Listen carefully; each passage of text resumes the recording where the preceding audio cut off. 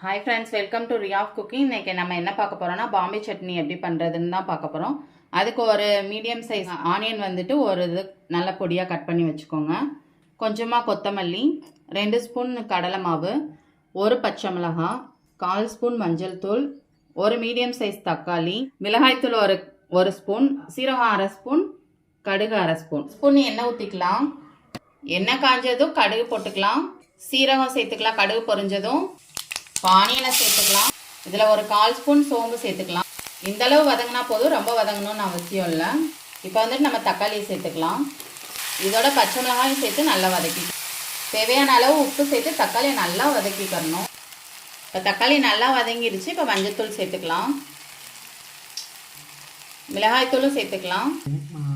இந்த கடலை மாவை வந்து தண்ணி ஊற்றி நல்லா கலக்கி வச்சுக்கோங்க. நமக்கு எவ்வளோ தண்ணி தேவையோ அவ்வளோக்கு நம்ம கலக்கிக்கலாம். இதோட கொஞ்சம் கொத்தமல்லி தூவிக்கலாம். தூவி நல்லா மிக்ஸ் பண்ணி விட்டுக்கோங்க.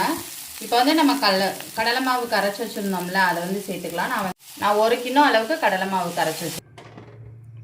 இப்போ இது நல்லா கொதிக்கட்டும். நல்லா கொதிச்சதுக்கப்புறம் நம்ம எப்படி இருக்குன்னு பார்ப்போம். பாருங்கள், நல்லா கொதிச்சிருச்சு. இப்போ வந்து நம்ம அடுப்பை ஆஃப் பண்ணிக்கலாம். அடுப்பை ஆஃப் பண்ணிவிட்டு மேலாப்பில் கொத்தமல்லி தூவிக்கோங்க. வந்துட்டு ஒரு 3 வடையை வச்சு அப்படியே மேலாப்பில் அப்படியே ஊற்றி சாப்பிட்டோம்னா அவ்வளோ டேஸ்ட்டாக அவ்வளோ சூப்பராக இருக்கும். நீங்களும் ட்ரை பண்ணி பாருங்கள். Thank you friends.